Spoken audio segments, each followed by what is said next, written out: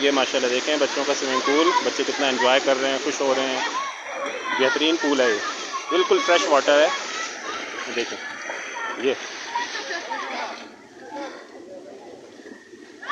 अब आप खुद सोचिए, एक शहरों के स्विमिंग पूल होते हैं एक शहरों के स्विमिंग पूल होते हैं, एक ये देखें कितना एंजॉय कर रहे हैं। बिल्कुल आबशार का पानी फ्रेश, बेहतरीन। ये बेहतरीन गुलाब, कितना अच्छा गुलाब है ये देखें। वहाँ स्विमिंग पूल का पानी बदलना पड़ता है बार बार, हमेशा उसकी जो है वो क्लोरिनेशन करनी पड़ती है। और यहाँ पर जो है वो किसी चीज़ की ज़रूरत नहीं है, पानी एक तरफ से आ रहा है, एक तरफ से निकल रहा है। बेहतरीन बहता हुआ पानी, और वैसे ही बहता हुआ पानी पाक होता है, साफ़ होता है, जरासीम कुछ होता है।